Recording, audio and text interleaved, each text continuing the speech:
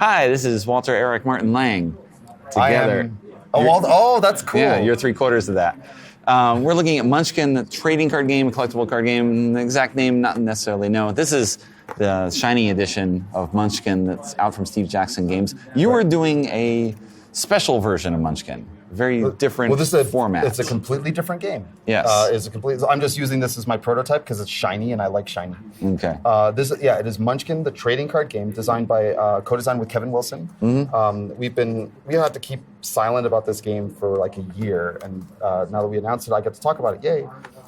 It's Munchkin. It's all the jokes you know. It's kicking down doors. A bunch of new jokes, but the game is completely different. This game is to trading card games as Munchkin was to D&D. So the game is completely different. You have a hero. Okay. Caveat, this is my prototype, ugly. You have a hero? I have a hero. Okay. You have 17 hit points? I have 17 hit points. Okay. I want to kill you with my monsters. Okay. I'm going to throw monsters at you. You're going to put out weapons and stuff to protect yourself. You're going to throw monsters at me. Whoever dies first loses. Okay. It's a head-to-head game. It's really fast. It's like 15 to 20 minutes to play. It has all the stuff you love about customizable card games. Now, when you buy it, you're getting decks. Yeah. There's a fixed deck. There will be. It will be fixed decks and booster packs. So there are starter decks that will contain fully playable, enough for 2 players to play. That's actually what I'm showing you is probably a very likely pairing of 2 heroes. Okay. That's enough to play, and then if you want booster packs to continue to boost out your collection, get more cool cards. We're designing like 280 cards for the core set. There are lots of cool stuff, lots of cool jokes. I can walk you through the game. Again, remember caveat: cards ugly, and in play testing we are. It's in late play testing right now, but we're still doing a little development tweaks. So don't expect everything to be like all the card games to be exactly. I have made my caveats. That's right. So there should be like a running disclaimer at trade shows where it's pretty much just like, content's not final. Content's not final. Every time I show you something, and if you see it's ugly, it's obviously not final. Yes. So the game is, I can actually run you through the whole game. So this game is really exciting to me because trading card games are my native language. That's where I came from, but it's really different from all the other games I made. And pairing up with Kevin was a really unique perspective on this. We came up with we wanted to do a serious tournament playable game, but that has a thread of humor and ridiculousness that runs through it, and levity and all that cool stuff. Because it's a Steve Jackson game, so it's got to have, I tried to channel Steve Jackson's spirit as much as I could. Now, the way the game works is, I'll just run you through a turn. You'll basically know how the game works. You draw a bunch of cards, do a little mulligan, and on your turn you're going to level up. You start at level 0, and we have a cool little level dial. You'll level up, and you'll gain some nuggets. I'm calling them nuggets because we haven't 100% finalized what we're calling them. You gain some nuggets to spend. There's an argument going on, you gain some nuggets to spend on stuff, and you're going to spend those on monsters and tactics to throw against your opponent. Your level is also a maximum amount of loot that you can hold. Okay. I'm in my prototype. I just use black on white text. We're not doing that in real life, but. There's a dual currency in the game. Loot, permanents that stay in play, you don't pay anything for, you just have a maximum. You cannot have more loot total than your current level. And your level goes up every turn, so you're going to get to that bigger stuff. So for example, I'm level 1 right now. I have to wait till level 3 to get both of these out. Right. But of course, if I decide at level 2 I want to have this instead, I can always just discard this and blah. Okay. So on your turn, you level up, you gain some nuggets, you draw a card, and then you can throw monsters at your opponent. So the monster, the encounter phase in this, which we used to be called encounters, not combat, that's the heart of this game, and that's the thing that makes this game unique and different. So on your turn, let's say I'm playing against you, and you have there you go. You have an 11-foot pole when 10 feet of pole just won't do.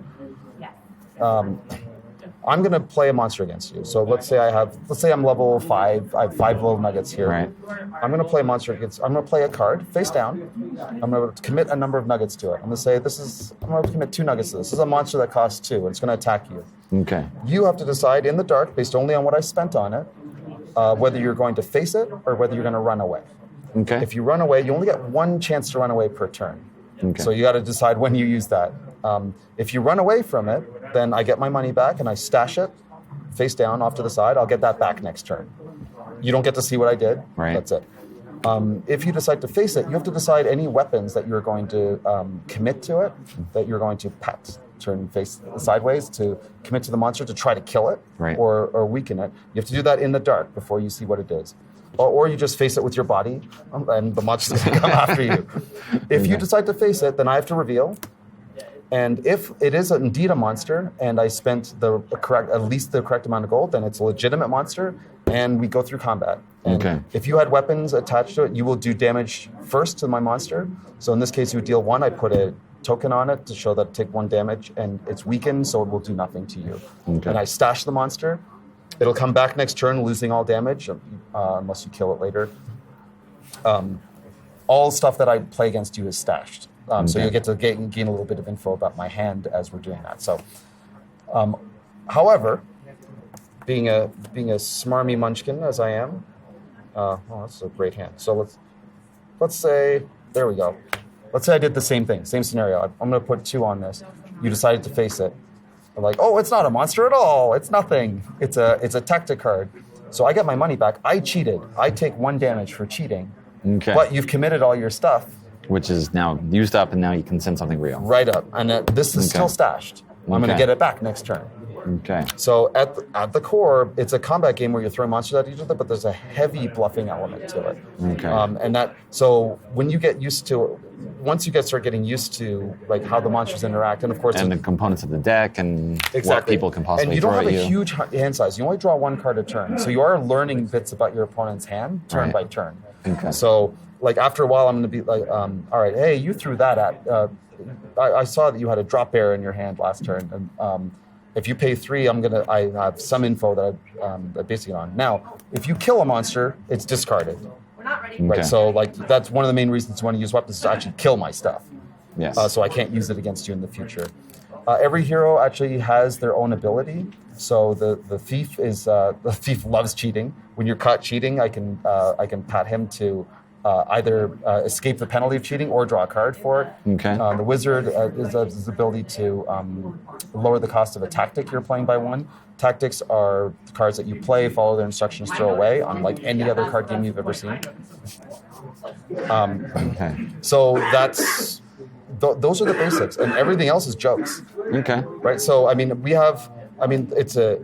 want to stress this is a technically sound, competitive, one-on-one card game that like I've run That's this 50% absurd. I've run this through Steve like Jackson. my playtest gauntlet, right, and Right.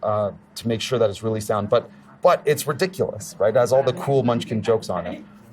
So like, and again, names subject to change. But like we have stuff like the drop bear, right? Which when the drop bear shows up, when he's revealed, I drop him from the ceiling. And if he hits your hero, you take an extra 2 damage. All right.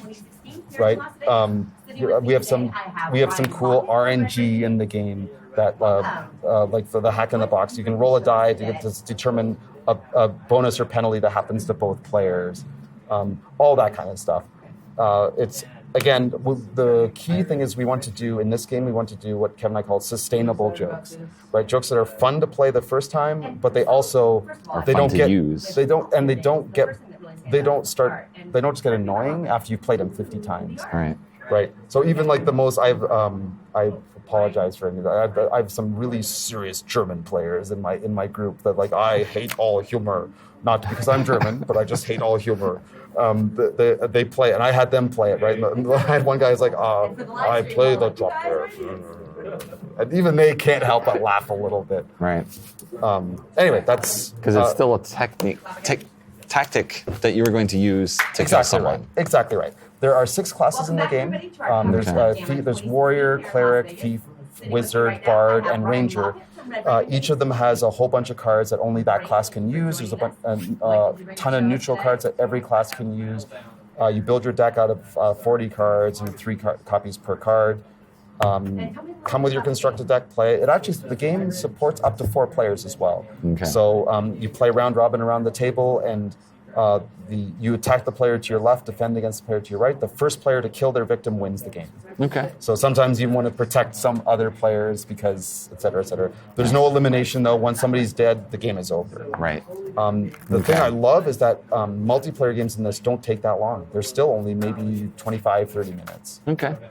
So again, there'll be multiple starter sets then with boosters with a mix of other things. Exactly right. And they will be doing expansions and all that cool stuff. Okay. It wouldn't be Steve Jackson without expansions. Pardon me? It wouldn't be Steve Jackson Of course. or Munchkin Of course. without expansions. Of course. So, yeah. But I mean, Kevin and I have been working on this for a long time. I'm really super proud of this game. It has all the technical know-how of the LCGs I've worked on or the CCGs that I've worked on in the past, but a dose of Kevin's humor and sensibility, and of course Steve Jackson's blessing, which is right. So try it. I challenge people who may not have found the card game their cup of tea. Maybe you will like this one. That's right. Okay. At least find humor in the drop bear. Yeah, and that's not even close, right? One of my favorite cards in the set right now is the Staff of Seriousness. Where it was a cool undercosted weapon, overpowered weapon, but if you laugh, you have to discard it. All right. There you go. Good. I can see the tournament director. Did you laugh? No, I guffawed. That's right. We had audio levels on you. You broke, 65 decibels. You're out. Got to get this. The peanut gallery attacked us.